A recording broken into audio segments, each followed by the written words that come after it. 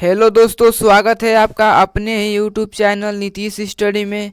तो दोस्तों, आज की इस वाली वीडियो में हम लोग पढ़ेंगे जीके जीएस का 20 अति महत्वपूर्ण प्रश्न, जो सभी प्रश्न सिलेक्टेड है और किसी न किसी एग्जाम में पूछा गया है।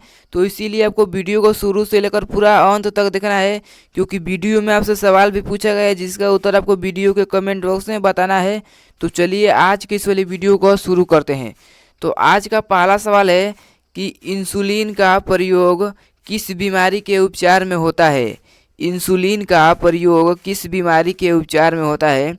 तो आपको याद रखना है कि मधुमेह बीमारी के उपचार में। ठीक है, मधुमेह बीमारी में दोस्तों इंसुलिन का प्रयोग होता है। तो पहला सवाल का बिल्कुल सही जवाब हो जाएगा ऑप्शन नंबर सी। चलिए अगला सवाल देखते हैं दोस्तों। बिहू किस राज्य का प्रसिद्ध त्यौहार है?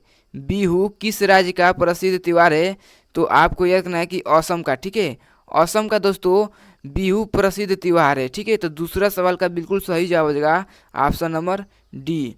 दोस्तों, अगर आपको किसी भी प्रश्न का उत्तर पहले से आता हो तो वीडियो के कमेंट बॉक्स में बताना बिल्कुल भी ना भूलिएगा। ठीक है, तो तीसरा सवाल देखते हैं कि स्वामी दयानंद सरस्वती का मूल नाम क्या था? स्वामी दयानंद सरस्वती का मूल नाम क्या था? तो आपको यह कहना है कि मूल शंकर। ठीक है, मूल शंकर दोस्तों स्वामी दयानंद सरस्वती का मूल नाम था। तो तीसरा सवाल का बिल्कुल सही जवाब हो जाएगा ऑप्शन नंबर बी। चलिए दोस्तों अगला सवाल देखते हैं। वेदों की ओर लौटो का नारा किसने दिया था? वेदों की ओर लौटो का नारा किसने दिया था? तो आपको याद रखना है कि दयानंद सरस्वती ने। ठीक है, दयानंद सरस्वती ने दोस्तों वेदों की ओर लौटो का नारा दिया था। तो चौथा सवाल का बिल्कुल सही जवाब हो जाएगा ऑप्शन नंबर डी। चलिए अगला सवाल देखते हैं। अगला सवाल है कि सीवी रमन को किस वर्ष नोबेल पुरस्कार दिया गया था? सीवी रमन को किस वर्ष नोबेल पुरस्कार दिया गया था? तो आपको याद रखना है कि 1930 ईस्वी में। ठीक है, 1930 ईस्वी में दोस्तों सीवी रमन को नोबेल पुरस्कार दिया गया था। तो पांचवा सवाल का बिल्कुल सही जवाब हो जाएगा ऑप्शन नंबर ए। चलिए दोस्तों अगला सवाल देखते हैं कि दिल्ली में स्थित लाल बहादुर शास्त्री की समाधि का क्या नाम है? जो दिल्ली में लाल बहादुर शास्त्री जी की समाधि स्थित है दोस्तों, उस समाधि का क्या नाम है? तो आपको याद रखना है कि विजय घाट। ठीक है, तो छठवां सवाल का बिल्कुल सही जवाब हो जाएगा ऑप्शन नंबर ए। चलिए अगला सवाल देखते हैं दोस्तों। महाभारत के रचयिता कौन है? महाभारत के रचयिता कौन है?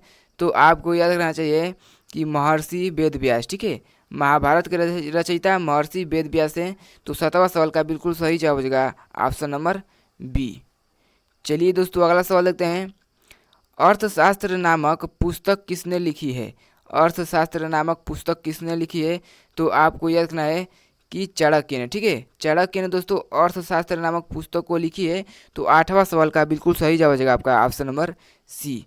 ये सभी प्रश्न सिलेक्टेड है दोस्तों, इसीलिए आपको वीडियो को पूरा ध्यान से देखना है और लास्ट तक देखना है। ठीक है, अगला सवाल है दोस्तों कि जय जवान जय किसान जय विज्ञान का नारा किसने दिया था?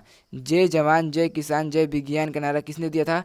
तो दोस्तों इसका उत्तर आपको वीडियो के कमेंट बॉक्स में बताना है। ठीक है, तो जल्दी से इसका उत्तर वीडियो कमेंट में बताइए कि जय जवान जय किसान जय विज्ञान का नारा किसने दिया था? कमेंट बॉक्स में बताइए। ठीक है, अगर आप बाहर से भी उत्तर दे सकते हैं। ठीक है, तो चलिए अगला सवाल देखते हैं दोस्तों। आर्य बाहर से आकर सर्वप्रथम कहाँ बसे थे? जो आर्य थे दोस्तों बाहर से आकर सर्वप्रथम कहाँ बसे थे भारत में? तो आपको याद रखना है दोस्तों कि पंजाब में। ठीक है, पंजाब में दोस्तों आर्य बाहर से आकर सर्वप्रथम पंजाब में बसे थे। ठीक है, तो 10वां सवाल का बिल्कुल सही जाएगा ऑप्शन नंबर सी। चलिए दोस्तों अगला सवाल देखते हैं। दोस्तों अगर आपको वीडियो अच्छी लग रही है तो वीडियो को लाइक करिएगा। अगर हमारे चैनल पर नए हैं तो चैनल को भी सब्सक्राइब कर लीजिएगा, क्योंकि सब्सक्राइब करेंगे तो वीडियो सबसे पहले आप ही के पास पहुंचेगा। ठीक है, तो चलिए अगला सवाल देखते हैं। भारत की प्रथम महिला पायलट कौन थी? भारत की प्रथम महिला पायलट कौन थी? तो आपको याद रखना है कि दुर्गा बनर्जी। ठीक है, दुर्गा बनर्जी दोस्तों भारत की प्रथम महिला पायलट थी। तो 11वां सवाल का बिल्कुल सही जवाब हो जाएगा ऑप्शन नंबर ए। चलिए अगला सवाल देखते हैं। भारत की प्रथम महिला लोकसभा अध्यक्ष कौन थी? भारत की प्रथम महिला लोकसभा अध्यक्ष कौन थी? तो आपको याद रखना है कि मीरा कुमार। ठीक है, मीरा कुमार दोस्तों भारत की प्रथम महिला लोकसभा की अध्यक्ष थी। तो 12वां सवाल का बिल्कुल सही जवाब हो जाएगा ऑप्शन नंबर सी। चलिए दोस्तों अगला सवाल देखते हैं। भारत की प्रथम महिला राजदूत कौन थी? भारत की प्रथम महिला राजदूत कौन थी?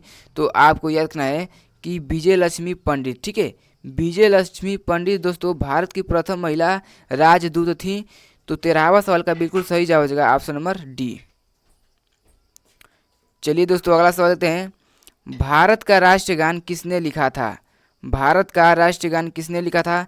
तो आपको याद रखना है कि रविंद्रनाथ टैगोर ने। ठीक है, रविंद्रनाथ टैगोर ने भारत का राष्ट्रगान लिखा था। तो 14वां सवाल का बिल्कुल सही जवाब हो जाएगा ऑप्शन नंबर सी। चलिए दोस्तों अगला सवाल लेते हैं कि विश्व की सबसे ऊंची चोटी कौन सी है? विश्व की सबसे ऊंची चोटी कौन सी है? तो आपको याद रखना है कि माउंट एवरेस्ट। ठीक है, माउंट एवरेस्ट दोस्तों विश्व की सबसे ऊंची चोटी है। तो 15वां सवाल का बिल्कुल सही जवाब हो जाएगा ऑप्शन नंबर सी। चलिए अगला सवाल देखते हैं दोस्तों, चंद्रमा पर पहुंचने वाले नील आर्मस्ट्रांग चंद्रमा पर कब गए थे? तो आपको याद रखना है कि 20 जुलाई 1969 ईस्वी को। ठीक है, तो 16वां सवाल का बिल्कुल सही जवाब हो जाएगा ऑप्शन नंबर बी। चलिए अगला सवाल देखते हैं। अगला सवाल है कि चंद्रमा पर पहुंचने वाला पहला भारतीय कौन था? चंद्रमा पर पहुंचने वाला पहला भारतीय कौन था?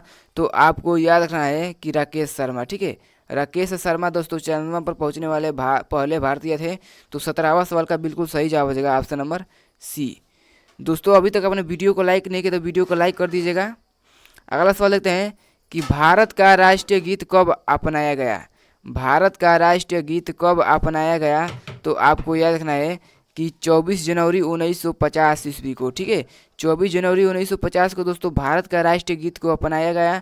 तो 18वां सवाल का बिल्कुल सही जवाब हो जाएगा ऑप्शन नंबर बी। चलिए अगला सवाल देते हैं। अगला सवाल आता है कि भारत की पहली महिला राज्यपाल कौन थी?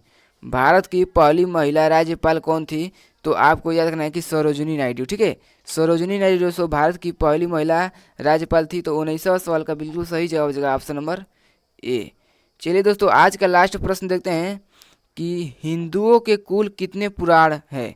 हिंदुओं के कुल कितने पुराण है? तो आपको याद रखना है कि 18। ठीक है, हिंदुओं के कुल 18 पुराण है दोस्तों। तो 20वां सवाल का बिल्कुल सही जवाब हो जाएगा ऑप्शन नंबर सी। दोस्तों आपको ये बताना है कि वीडियो में कि आपका कितना प्रश्न सही हुआ है। कमेंट बॉक्स में जल्दी से बताइए कि अपना कितना प्रश्न सही हुआ है। और आपको वीडियो अच्छी लगी तो वीडियो को लाइक करिएगा और चैनल को भी सब्सक्राइब कर दीजिएगा। तो चलिए मिलते हैं अगले वीडियो में, तो धन्यवाद।